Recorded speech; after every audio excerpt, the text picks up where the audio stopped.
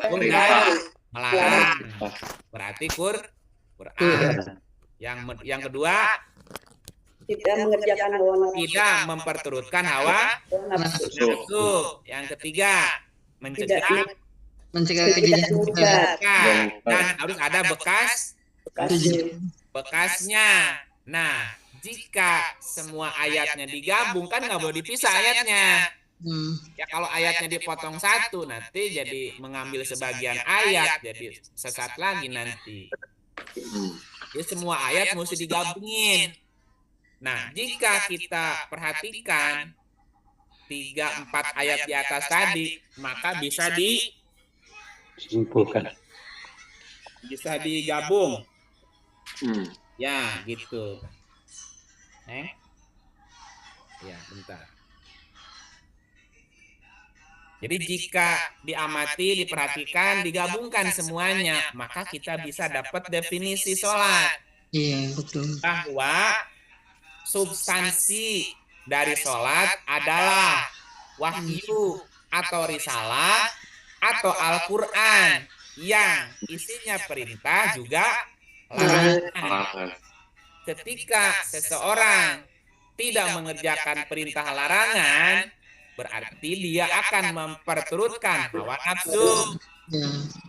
Memperturutkan hawa nafsu, maka akan terjerumus dia mengerjakan keji mungkar. Kan itu koneksinya kan gitu ya hubungannya. Koneksinya begitu. Betul. Artinya nih menjadi kurang pas ketika definisinya hanya merujuk ke umum tadi. Ke yang definisi umum. Betul. Ada orang yang mengerjakan sholat berdasarkan definisi umum tadi, tapi masih memperturutkan hawa nafsu. Masih mengerjakan dan mungkar. Masih suka melanggar aturan. Jadi pada hakikatnya dia tidak menegakkan sholat. Berarti ya. Kalau lihat ayat ini. Nah kalau begitu apa dong definisinya? Digabung aja yang tadi. Menegak atau gini, sholat adalah aturan yang di dalamnya ada perintah serta larangan. Ketika orang melaksanakan sholat, maka dia tidak akan memperturutkan hawa nafsu sehingga mencegah keji dan mungkar gitu.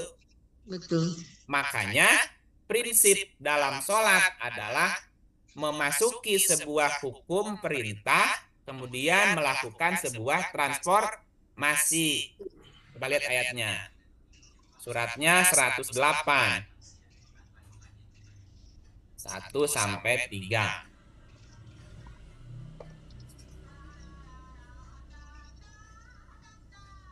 Ada yang lain kah? Yang siap?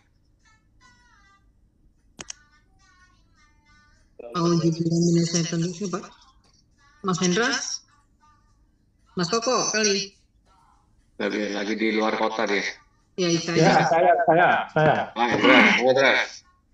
Auzubillahiminasyaitonirrajim. Bismillahirrahmanirrahim. Sesungguhnya kami telah memberikan kepadamu nikmat yang banyak. Seberapa banyak, Pak?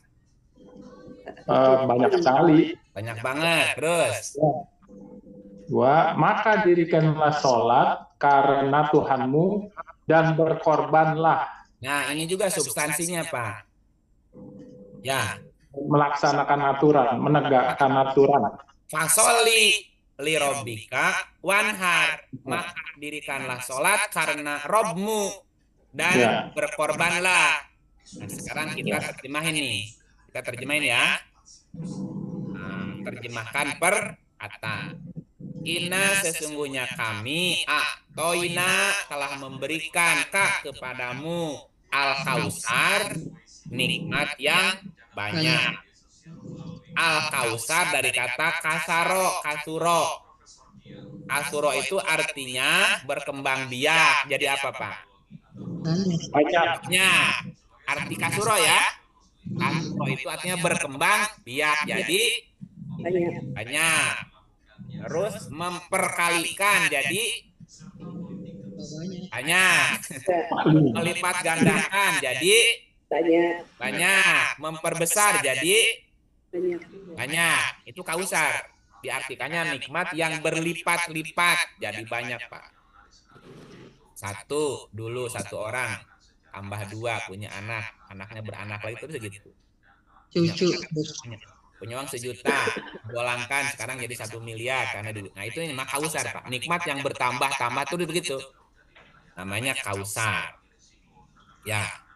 Terus di sini ada kata-kata fasoli.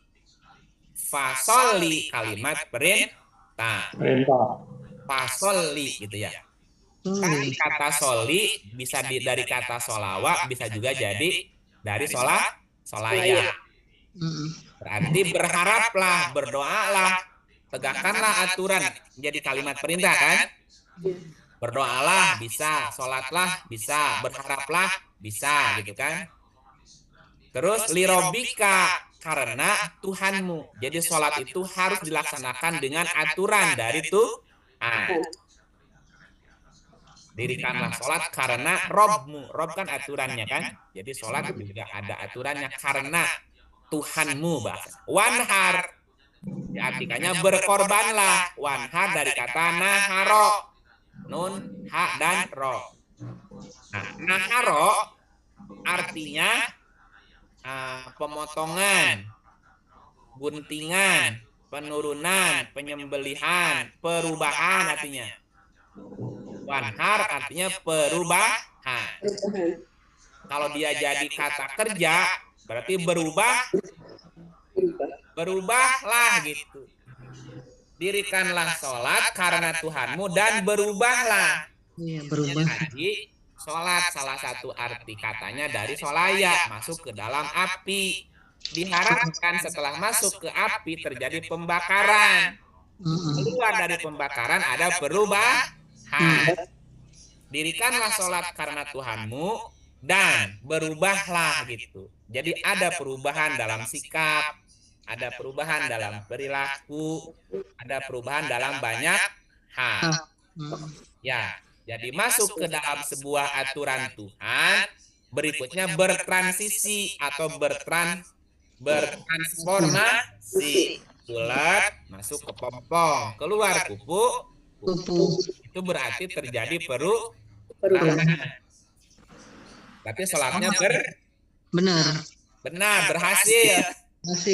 Karena tadi definisi sholat adalah menegakkan aturan Tuhan yang berisi perintah dan larangan, sehingga tidak memperturutkan hawa nafsu dan tercegah dari perbuatan keji mungkar. Kayak telur ayam dong Kang ya, sholat dong Kang. Iya, kalau dirami sempurna menetap. Nah, kalau enggak sempurna ngeramnya ya jadi kacang calang. Telur dadar kan. Ya kalau telur dadar masih bagus, kalau jadi kacang calang kan jadi busuk, Bu. Iya betul. Dimakan gak enak, pecah juga busuk. Nah, jangan sampai sholat kita seperti telur kacang calang.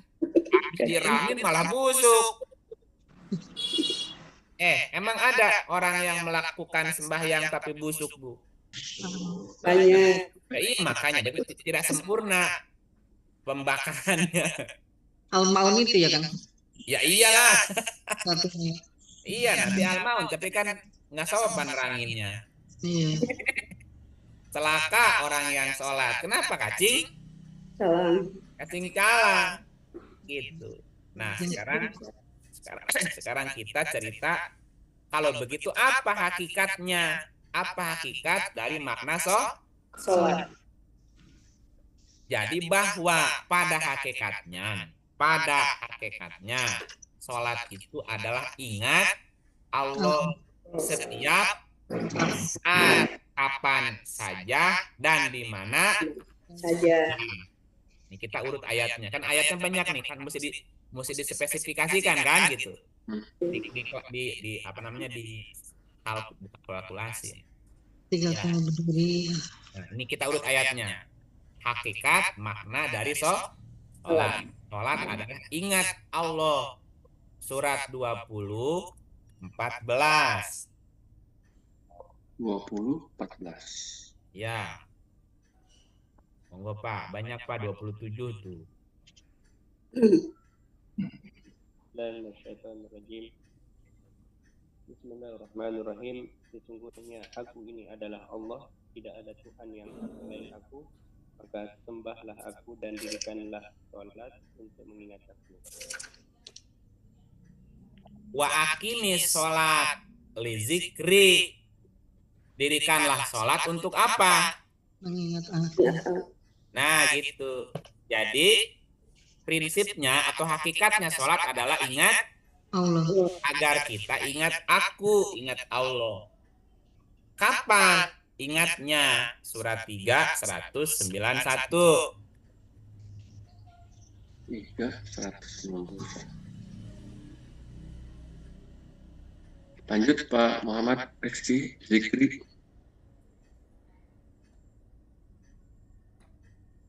Ya, Yaitu orang-orang yang mengingat Allah sambil berdiri atau duduk atau dalam keadaan berbaring, dan mereka memikirkan tentang penciptaan langit dan bumi seraya berkata, ya Tuhan kami, tiadalah Engkau menciptakan ini dengan sia-sia, Maha suci Engkau, maka peliharalah kami dari siksa neraka. ya. Sholat hakikatnya adalah agar kita ingat Allah. Allah. Kapan ingatnya? Lagi duduk, lagi Diri, duduk, berbaring, senantiasa ingat Allah dan tidak berhenti berpikir. Pertanyaan berikut. Apa wujud nyata bahwa seseorang itu selalu ingat Allah? Apa wujudnya? Selalu melaksanakan semua perintah dan meninggalkan larangannya tadi, sehingga tercegah dari perbuatan keji munkar dan terhindar dari memperturutkan hawa nafsu yang tadi di atas. Jangan lupa lagi, wujud orang itu ingat Allah, ya dia menegakkan aturan sehingga tidak memperturutkan hawa nafsu dan sehingga dia tercegah keji munkar. perbuatan kejahatan. Surat 2 152.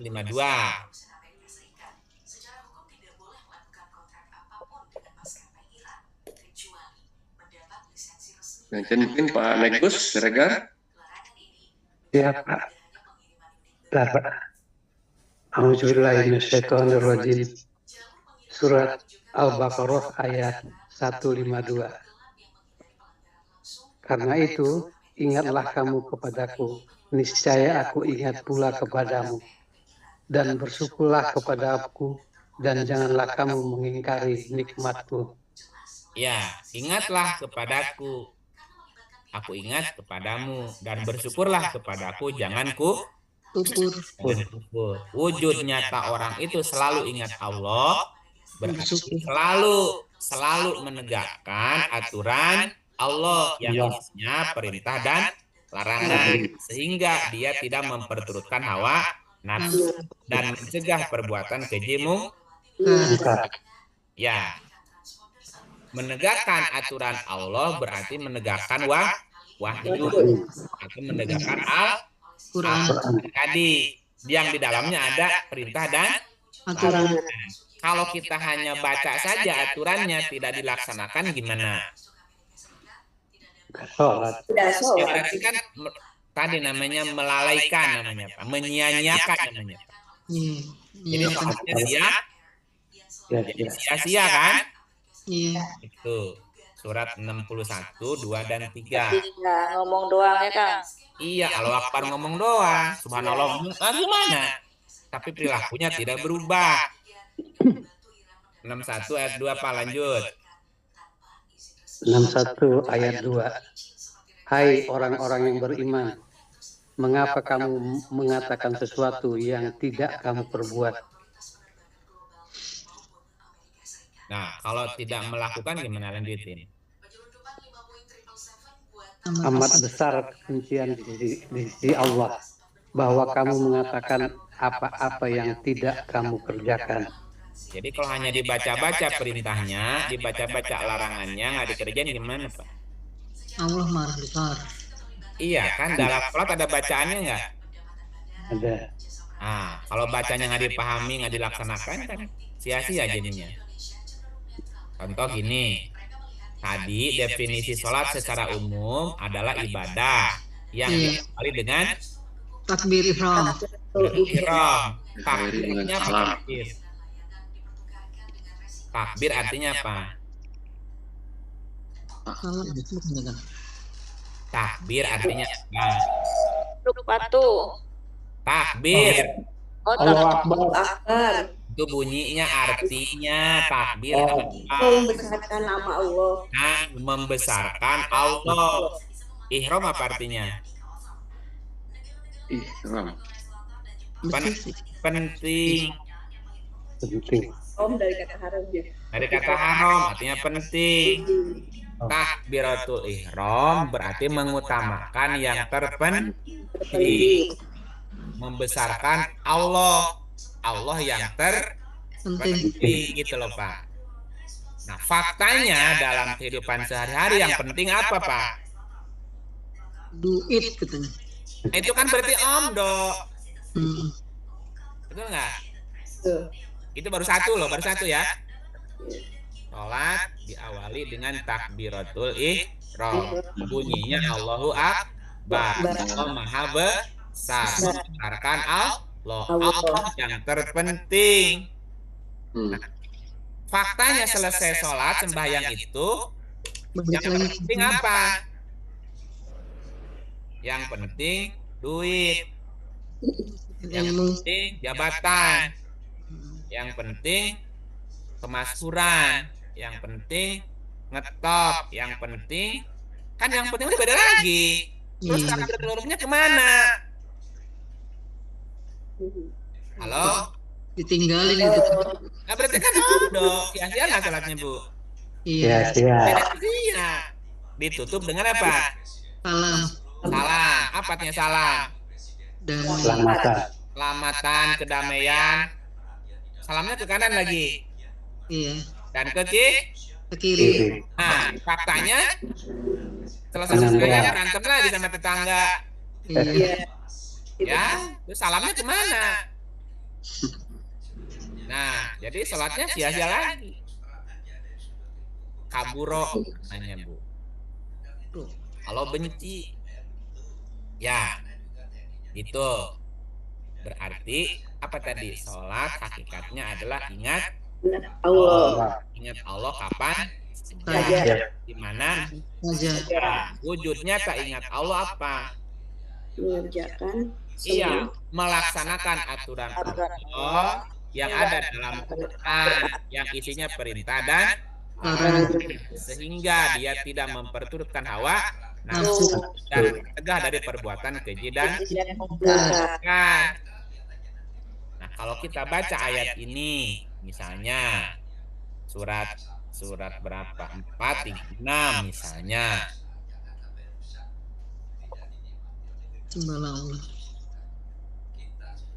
Bismillahirrahmanirrahim. Surat 4 ayat 36.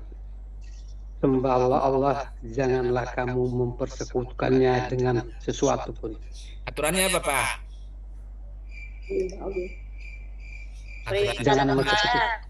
Jangan mempersekutukan Allah. Boleh nggak menduakan? Tidak. Mentigakan? Tidak. Mensembilankan? Ya. Nggak boleh. Ini kan aturannya. Dan berbuat baiklah kepada kedua orang ibu bapak. Laksanakan. Terus? Karib kerabat. Laksanakan. Anak-anak yatim. Laksanakan. Orang-orang miskin. Laksanakan tuh. Tetangga yang dekat dan tetangga yang jauh. Laksanakan tuh. Teman sejawat, ibnu sabil dan hamba saya. Bukan dibaca doang. Iya. Sungguhnya Allah tidak menyukai orang-orang yang sombong dan membanggakan diri. Ada orang sembahyang tapi sombong. Ada. Ada rajin sembahyang tapi sama emak bapak musuhan. Iya. Gimana orang nih? Ada orang yang rajin sembahyang tapi sama tetangga Nggak nanya. nggak nanya, ini gimana orang ini? Allah nggak suka orang yang sombong. Lu sembahyang tapi sombong, gimana sih? Iya, membanggakan diri. Iya, bangga gua nih rajin sembahyang. Bangga dengan sembahyangnya. Belum selesai ceritanya. Mesti dimaknai dan dipahami dan juga dipraktekin. Gitu. Nah, sehingga ada ayat nanti, ada ayat bilang jangan kamu dekati sholat kalau mabok. Iya, lagi mabok. Kata-katanya dia nggak ngerti. Ya mabok jadinya, Bu. Dia tidak ngerti, tidak paham apa yang diucapkan. Gitu. Boleh. Dengan benda bersiul itu. Iya, sholatnya bersiul lagi, cuma siulan doang sholatnya. Ya udah, azab lagi. Nah, jadi apa tuh Kang Yip? Ya Pak. Ibnu Sabil itu apa ya? Oh, oke, kita lihat ayatnya yang ini ya. Ya, Ibnu Sabil. Kalau kita terjemahkan per kata, wa'budullaha dan mengabdilah kepada Allah. Atusriku dan jangan mempersekutukannya bihi dia sayaan dengan sesuatu pun, bukan dengan apapun.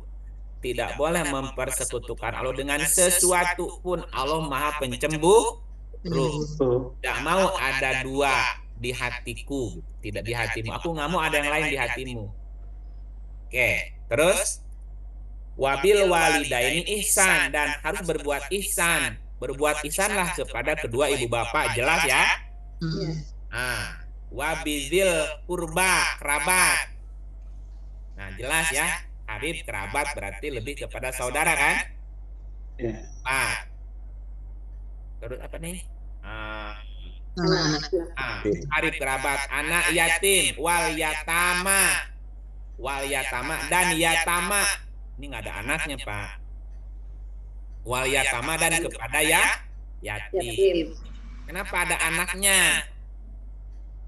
Yang punya anak, yatim yang punya anak ya. Bukan, yatama diartikannya anak-anak yatim. Yatama tuh artinya yatim. Tapi kenapa ada anaknya di sini? Karena yatim digambarkan seperti anak yang nggak punya sumber kehidupan. Digambarkannya gitu. Ya, kalau digambarkan seperti anak yang tidak punya sumber kehidupan. Sumber kehidupan adalah Anak. ayah. Anak lagi. Ayah. Nah, jadi yatim digambarkan seperti anak yang tidak punya ayah. Kan gini, selayaknya anak itu kan nggak mikir besok makan apa kan? Betul. Tinggal nerimanya, tinggal mangap aja Pak, dia makan istilahnya. Nah, yang harusnya dia tinggal nggak usah mikir besok makan apa, dia mesti mikir besok makan nggak ya gitu. Jadi kepalanya pusing, dia memikirkan sesuatu yang belum saatnya dia pikirin. Nah, mikirin besok makannya makan apa, belum juga dapat makanan karena nggak ada bapak yang ngasih nafkah. Yatim juga digambarkan seperti anak yang tidak punya perlindungan kasih sayang. Sumbernya ibu. Kalau ada orang tidak punya sumber kehidupan, tidak punya sumber perlindungan yang mengasihi dia, jadi yatim namanya Pak. Palanya pusing, makan mesti mikir sendiri, nggak ada juga yang melindungi dia. Gitu. Nah, orang-orang yang kehilangan sumber kehidupan, kehilangan juga perlindungan kasih sayang namanya yatim. Mesti baik itu orang itu. Kalau enggak nanti jadi rese dia, nanti jadi penyakit di masyarakat. Iya betul. Makanya dibantu dia supaya nggak mikir macam. Yatama namanya. Wal masakin orang-orang masakini. Masakin. Arabnya kan masakin ini. Masakin dari kata sakana. Diartikannya sakana itu artinya diam Pak. Diam itu bingung dia mesti ngerjain apa. Orang yang nggak punya pekerjaan.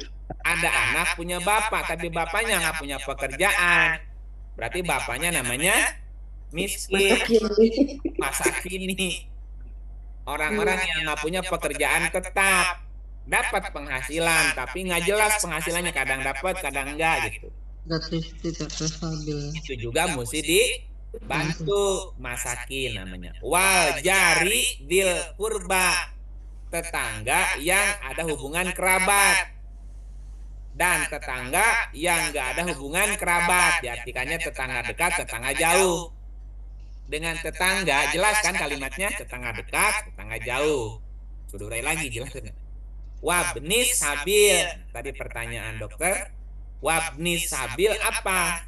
Wabni ibnu sabil, ini nggak diterjemahkan. Wabni sabil, ibnu sabil, iya apa? Ibnu anak sabil jalan. Ibnu anak sambil jalan. Ibnu artinya anak, sabil jalan. Ali Topan tuh anak jalanan. Anak jalan, emang jalan punya anak? Iya. Orang yang tidak punya rumah tempat tinggalnya di jalan, Pak. Tunawisma. Nah, tunawisma, gepeng tuh Pak. Gepeng itu apa? Gelendang dan gelandangan, tunawisma. Itu jadilah ibnu sabil. Orang yang hidup di jalan,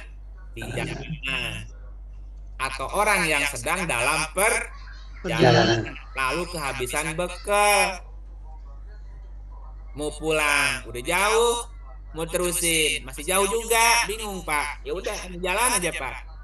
Jadi anak jalan, ya bukan apa namanya, bukan grup motor gede, bukan. Cuma udah keinian kan. Itu cuma banyak duitnya. Iya. Ibnu sabil itu memang orang-orang yang hidup di jalanan, Bu. Kalau sekarang mungkin lebih maknanya gepeng lah ya. Gelandangan, ngemis, tunawisma gitu ya. Ibnu sabil itu juga mesti dibaikin, kalau enggak juga nanti bikin penyakit lagi ganggu, merusak jalan dan seterusnya. Wama malakat aiman. Nah, malakat aiman itu diartikan hamba sahaya. Nah, kalau di rumah sakit, ya ini, kalau bapak ibu sakit, kan pergi kemana? Rumah sakit. Rumah sakit yang ngerawat istrinya apa suaminya? Seharusnya pasangannya, tapi kan di sana perawat. Nah, ibu kan nggak sempet ngerawat suami. Suami juga nggak sempet ngerawat istri, selalu di rumah sakit kan, ada ditinggalin. Nah, yang menggantikan kita merawat orang yang dekat kita siapa? Perawat. Nah, perawat itu juga masuk malakat aiman. Ya, Bu, boleh nggak perawat pegang-pegang suami ibu? Ya boleh. Boleh.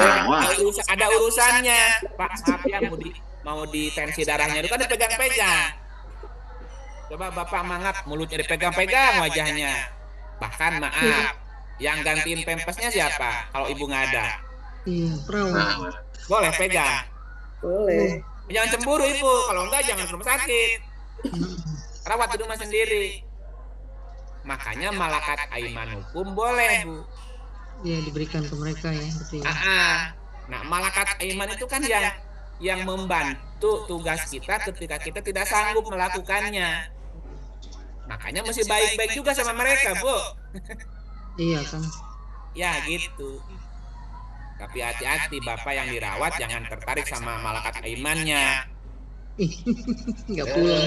Pura-pura sakit biar dipegang-pegang sama si perawatnya, jangan begitu juga. Ya kan itu namanya culas. Nggak boleh. Asisten rumah tangga ya Pak? Masuk nggak?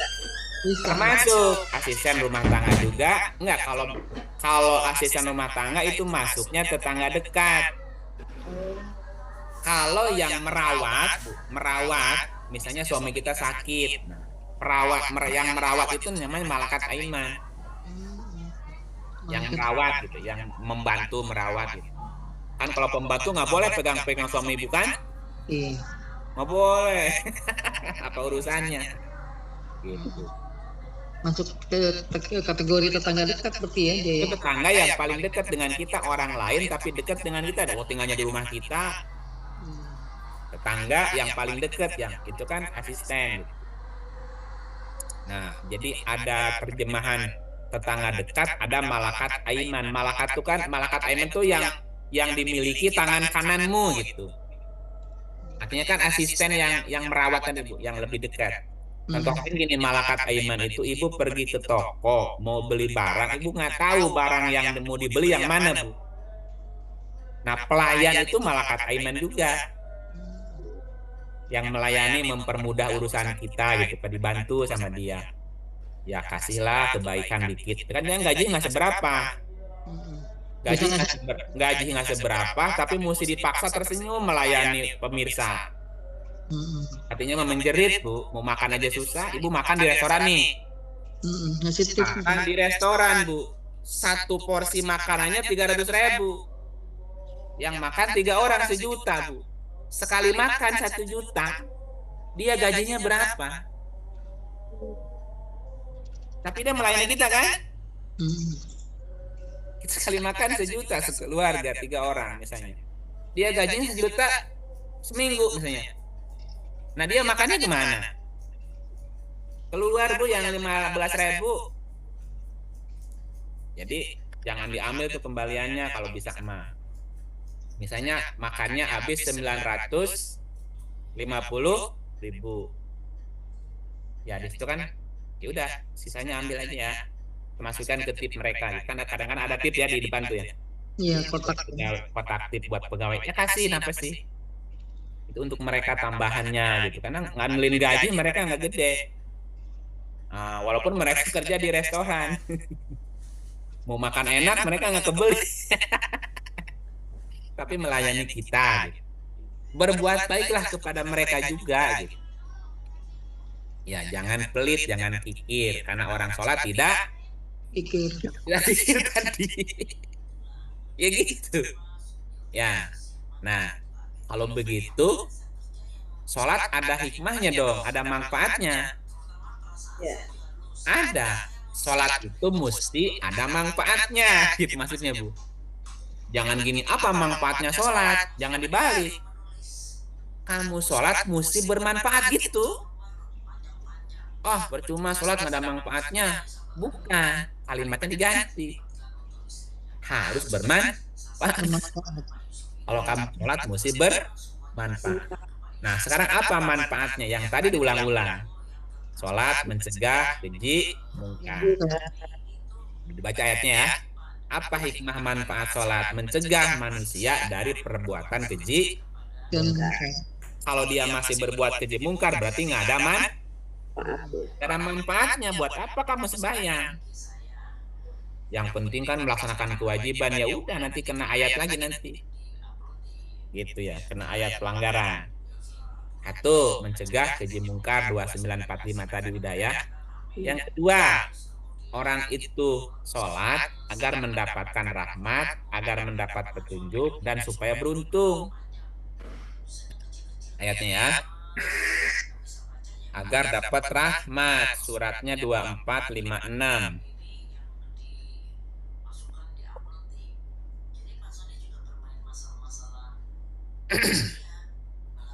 Halo. Terus ya, Ya, lanjut. Bismillahirrahmanirrahim. Dan dirikanlah sholat, tunaikanlah zakat, dan taatlah kepada Rasul supaya kamu diberi rahmat. Iya. Dirikanlah sholat, sembahyang, tunaikanlah zakat, taatlah Rasul supaya kamu diberi rahmat. Makanya sholat salah satu artinya doa tadi. Doa memohon rahmat supaya diberi rahmat. Habis sujud terus duduk. Apa kalimatnya doanya, Bu? Robbighfirli, ampunilah kami ya Rob. Warham, rahmatilah kami ya Rob. Terus Robbighfirli warhamni warzukni warhamni. Oh, panjang tuh, ada 8 tuh, Bu. Ada 8 permohonan di situ. Robbighfirli warhamni wajburni warfa'ni wa'afini wa'fu'ani. 7. Di situ udah mohon petunjuk, mohon rahmat, mohon di rezeki apa. Nah, doa sholat berisi permohonan supaya diberi rahmat, supaya dirahmati, supaya dikasihi. Ya jangan minta doang dirahmati, kamu sendiri mesti jadi rahmat. Iya. Kita mohon rahmat sementara kita sendiri laknat, gimana tuh? Iya. Rahmatilah kami tapi kita sendiri melaknati. 2. Ya, sholat agar dapat rahmat. 3. Sholat juga karena ingin mendapat ridho. Sholat tuh ingin dapat ridho. Suratnya 19:55. 55.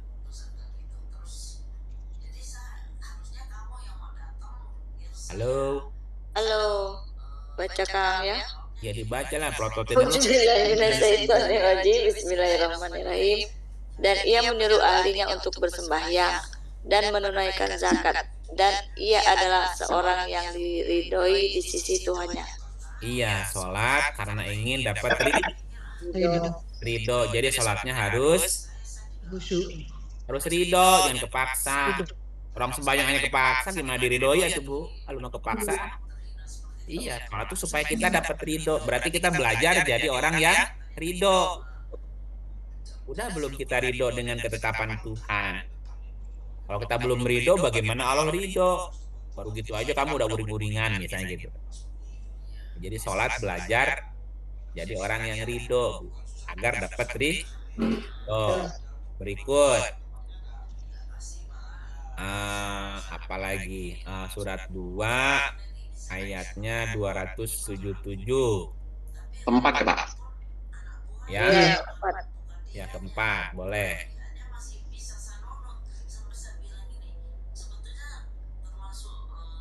Halo. Bismillahirrahmanirrahim. Sesungguhnya orang-orang yang beriman mengerjakan amal soleh, mendirikan sholat dan menunaikan zakat, mereka mendapat pahala di sisi Tuhannya. Tidak ada kekhawatiran terhadap mereka dan tidak pula mereka bersedih hati.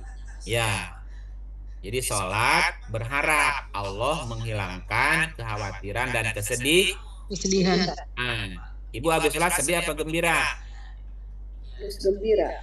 Gembira, udah lepas dari kewajiban. Aku udah sholat bebas gitu. Iya. Pas denger aja, ya sholat lagi dah. Baru kan sholat. Baru aja sholat. Jadi ibu nggak ridho. Habis sholat, alhamdulillah bebas tuh. Iya, sholat itu tadi Bu ya. Dengan melaksanakan sholat tadi, aqomus sholat berharap Allah menghilangkan apa? Kekhawatiran dan kesedihan. Iya. Gimana caranya? Tadi kan ada komunikasi dalam sholatnya. Yasilu tadi berhubungan kan gitu. Kesedihannya dijawab gitu. Kalau habis sholat tambah kesedihan, tambah kesusahan ya berarti ada sesuatu yang salah. Jadi sholatnya sia-sia lagi Bu. Nah, tadi udah dibaca di surat 70. Hikmah sholat apa? Nah, mencegah orang dari sifat keluh kesah dan pikir ya. Dibaca tadi. Nah, yang lainnya adalah agar mendapat ampunan, rezeki dan mulia atau derajat yang tinggi gitu ya. Ini ayatnya ya. Surat 8 ayat 4. Ayat 4 dan 3. Kebalik ya. 8, 3 dan 4. 8, 3, 4. Nah, 3 dan 4. Oh, 3 dan 4. Yuk. Asrifli mungkin. Oh ya.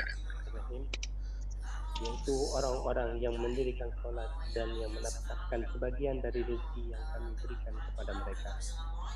Oke, terus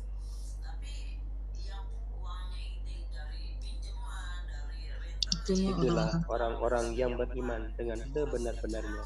Mereka akan memperoleh beberapa derajat ketinggian di sisi Tuhannya dan ampunan serta rezeki nikmat yang mulia.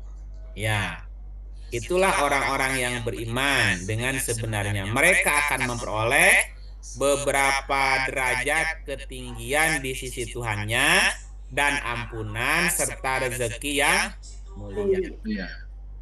Iya, dengan mendirikan sholat berharap tuh. Berharap kan? Berharap dapat apa? Punan. Nah, dapat derajat yang tinggi di sisi Tuhan, dapat ampunan dan dapat rezeki yang Mulia. Karena rezeki itu macam-macam, Bu. Ada rizkun karim, ada rizkun wasian, rezeki yang luas, rizkun halalan, banyak jenis rezekinya. Ada rezeki yang dapat tanpa diduga ada. Bahas Kang nanti Kang. Ya nantilah macam-macam rezeki kan judulnya lagi sholat. Nah, itu beberapa hikmah manfaat sholat. Jadi sholat mesti ada hikmahnya, mesti ada manfaatnya. Dengan mendirikan sholat diharapkan, ya, diharapkan dapat apa? Diharapkan dapat tercegah dari perbuatan kejiran. Dengan sholat diharapkan dapat rahmat, dapat petunjuk. Nah, dengan sholat diharapkan jadi dapat keridoan. Dengan sholat diharapkan hilang kekhawatiran dan kesedihan. Dengan sholat diharapkan tidak lagi keluh kesah dan kikir.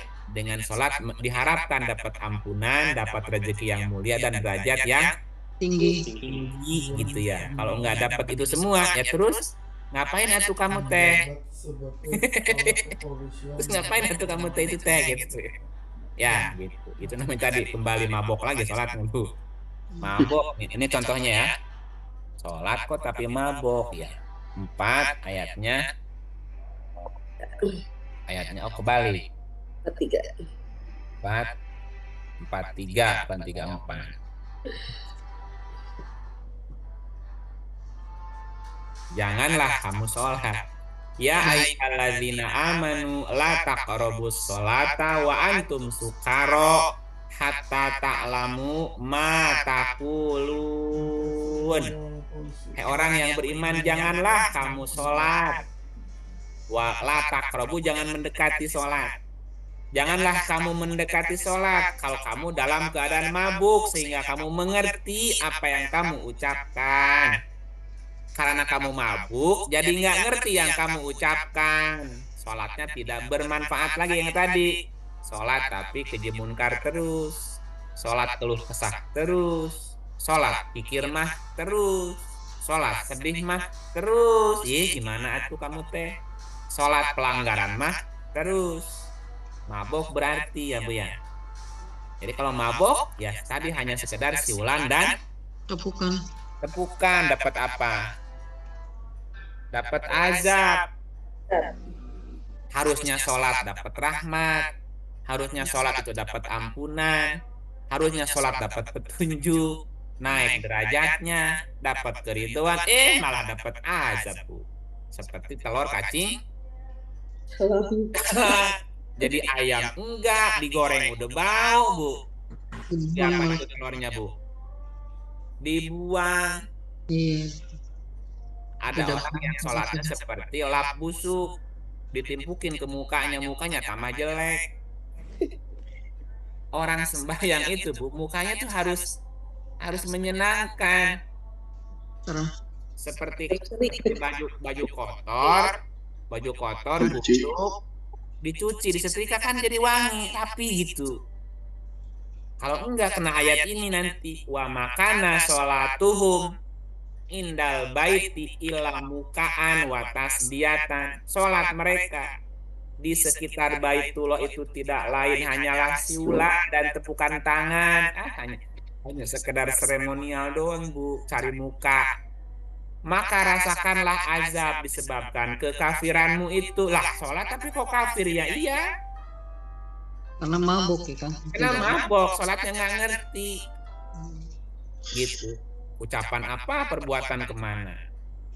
Nah gitu ya, makanya mesti ngerti definisi tadi di atas. Ya, halo? Ya. Kita belum masuk ke ritual sholatnya belum Bu? Baru definisi. Baru cerita artinya, definisinya, hikmahnya, manfaatnya, gitu ya. Hubungannya dengan junub apa? Ya? Hubungannya dengan junub. Apa junub? Ya. Oh, yang tadi ayat 4 ya. 3 ya. Ya, 4:3. Apa hubungannya dengan junub? Coba kita baca lagi. Ya ayyuhalladzina amanu, hai orang yang beriman, la taqrabus sholat, jangan kamu mendekati sholat, wa antum sukaro, sedangkan kamu dalam keadaan mabuk. Hatta ta'lamu, sehingga kamu tahu, mengetahui apa yang kamu ucapkan. Kalau ngerti berarti nggak mabuk lagi. Wala junuban, dan jangan kamu sholat sedang kamu junub. Ini kalimatnya ada yang dipotong sebelumnya kan? Dan janganlah sehingga kamu mengerti yang kamu ucapkan. Wala junuban, dan jangan kamu mendekati sholat sedang kamu dalam keadaan junub. Ini kenapa tambahannya hampir di masjid? Kan lagi cerita sholat ini tadi di atasnya. Jangan sholat dalam keadaan mabuk. Jangan sholat dalam keadaan junub. Nah, junuban, Pak. Junub, janib itu artinya di samping, Pak. Contohnya gini. Misalnya ada pasien menghadap dokter. Ya. Dokter itu suka nerima konsultasi nggak, Dok? Iya, sering. Oke, misalnya ada pasien konsultasi, tapi mukanya lihat ke samping, gimana, Dok? Lagi konsul ke tembok gitu artinya. Iya, maksud tuh dokter kira-kira bertindak apa? Gua di sini, lihat ke sini, gue ngomong nih. Nah, junuban itu nyamping, Dok, nyamping gitu. Kamu nyamping tuh. Jangan sholat kalau hati dan pikiranmu nyamping. Kamu tuh sholat menghadap Allah. Jalan-jalan pikirannya kan. Nyamping gitu. Mulut Allahu Akbar, pikiran Allahu Akbar. Allahu Akbar, ingat kompor. Allahu Akbar, ingat jemuran. Allahu Akbar, ingat. Itu namanya junuban, nyamping namanya. Jadi bukan karena, mohon maaf, ini ya Kang ya. Kamu tuh kan sholat menghadap aku. Nggak tahunya kan kalau junuban, mohon maaf ya, karena habis hubungan suami istri, kesannya kan itu makna lahiriahnya. Nah, makna ayat dirinya gitu, Bu. Datang menghadap dokter, mau konsultasi, ya mukanya lihat dokter. Ini perhatikan dia nasihatnya apa gitu lah. Kalau datang ke dokter tapi mukanya ke tembok, kamu mau konsultasi kemana? Mau tapi kan ngomong sama tembok gitu. Iya, nyamping berarti. Junuban tuh kan nyamping gitu. Nah, tadi kan ada kata di surat 391 kan gini. Ada kata mana tadi? Junub nih, coba lihat. Alladzina yadhkurunallaha qiyaman wa qu'udan wala junub. Junub enggak? Ini junub nih. Junub. Di artinya apa di sini? Berbaring. Junub tuh berbaring, nyamping gitu, nyamping. Junub artinya berbaring. Berbaring itu kan nyamping. Ya, kalau lurus namanya apa? Kalau nggak nyamping namanya apa, Bu? Tengkurap. Atau terlentang. Junub itu menyamping. Iya, tadi orang datang ke Bapak Ibu mau menghadap, namanya kan sholat menghadap Allah judulnya. Tapi nyamping. Gitu, nyamping. Jadi pikirannya, hatinya tidak fokus menghadap Allah. Pikirannya kemana gitu. Kayaknya keseringan junub kan gitu kaget. Ya kan tadi dokter bilang gini, kamu tuh mau konsultasi ke aku apa ke tembok? Kalau kamu ngadap tembok, udah aku pergi.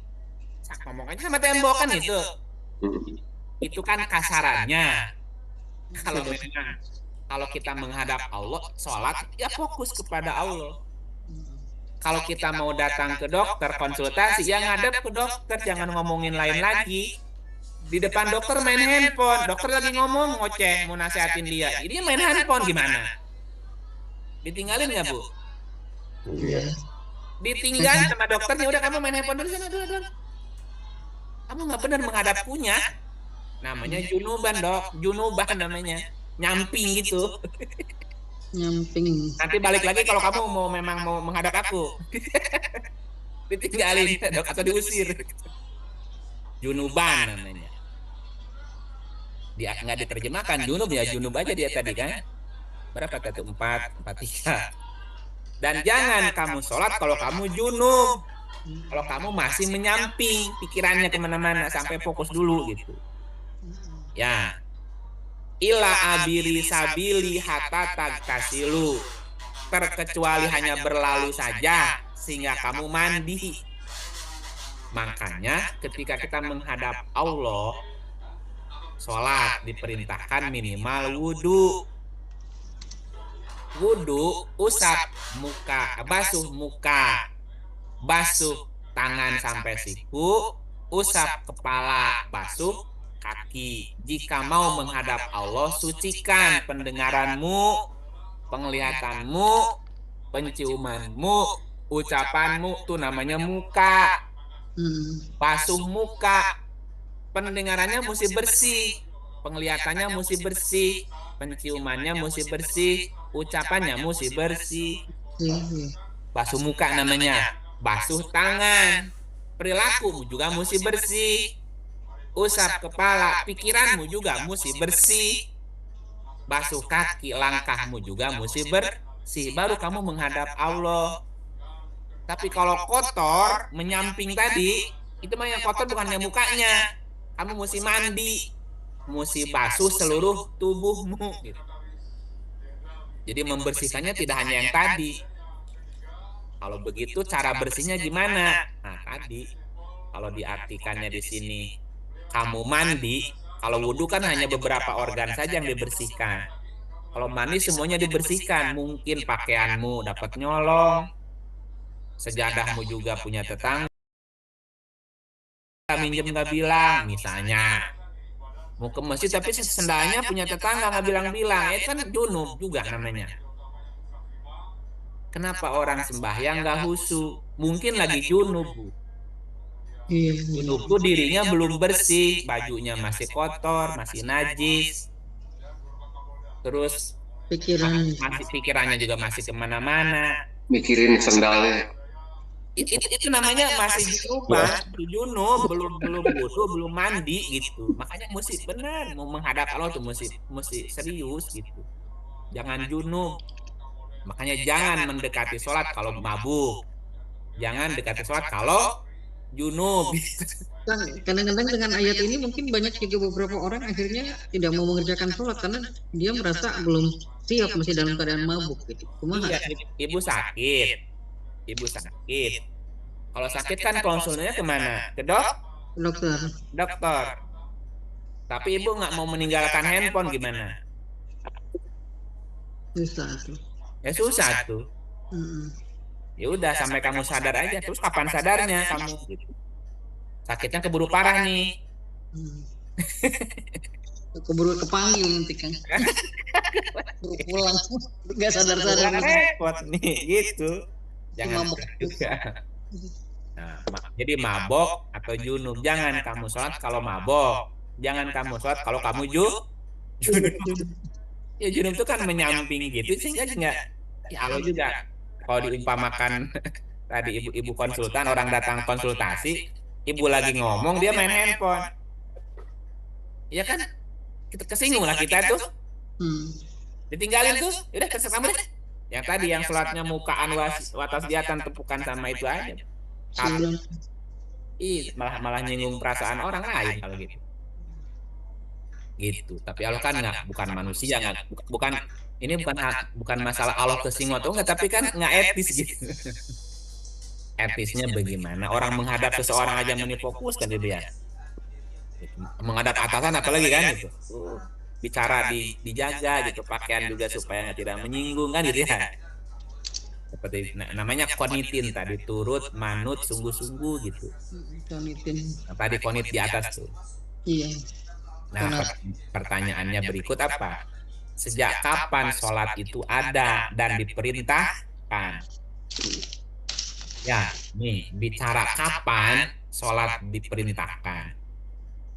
Ada pemahaman, ada pendapat di kalangan kebanyakan orang bahwa perintah sholat itu ada sejak peristiwa Isra Mi'raj.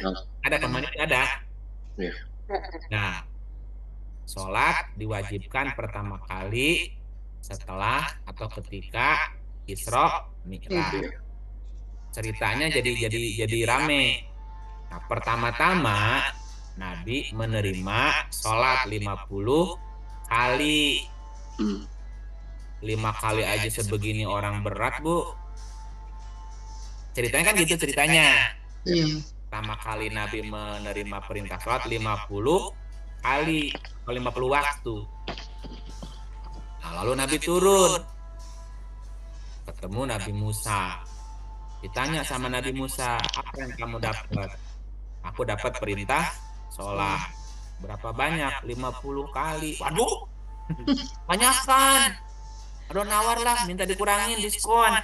Naik lagi kepada Tuhan. Diturunin Bu 5, jadi 45. Turun lagi. Gimana? Dapat diskon? Dapat berapa? Dikurangin 5. Aduh, masih banyak, terlalu berat. Naik lagi sana minta diskon. Naik lagi gitu, Bu. Kan gitu ceritanya gitu.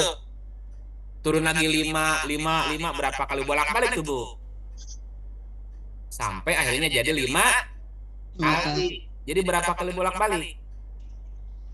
11. 45, 40, 35, 30, 25, 20, 15, 10, 5. 9 kali berarti bolak-balik bolak. Masa begitu perintah ditawar-tawar? Ya, Bu. Ada cerita itu? Ceritanya ada. Ada.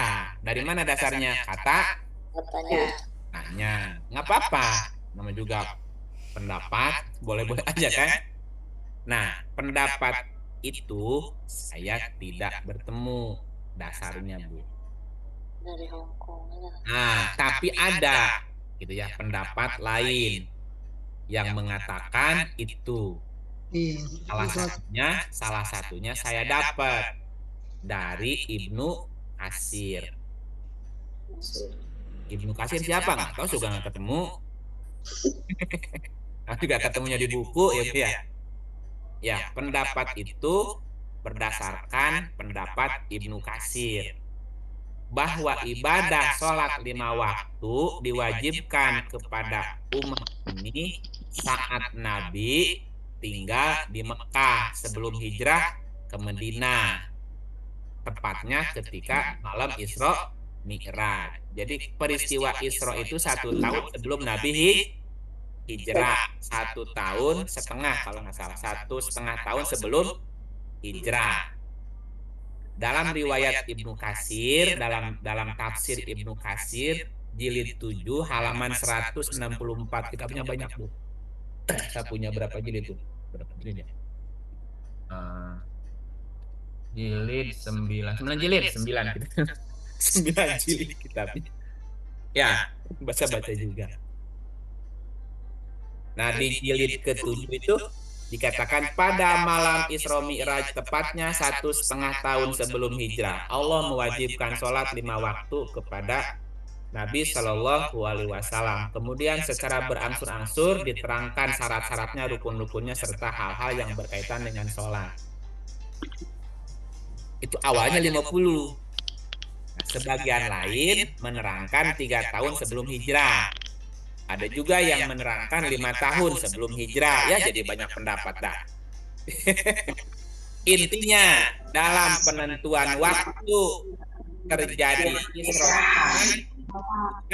kan berbeda-beda kan pendapat. Ya, itu aja waktu itu beda-beda. Namanya juga pendapat bisa beda-beda ya. Jadi terjadi silang pendapat yang panjang yang nggak pernah berhenti. Waktunya aja berbeda pendapat dan seterusnya. Nah, juga dalam riwayat, jadi ada riwayat yang mengatakan pada awalnya Allah memerintahkan sholat 50 kali sehari semalam. Pak, gimana ngaturnya 50 kali, Pak? Kalau sehari semalam 24 jam. Ya, nggak cukup. Iya, diambil waktu tidur. Nggak bisa tidur. Iya, makanya. Kalau 50 kali, berarti per berapa menit, Bu? tidurnya 8 jam kan nggak mungkin. Terus kerja yang berapa? 16 jam. Ya, oke, tidur 8 jam.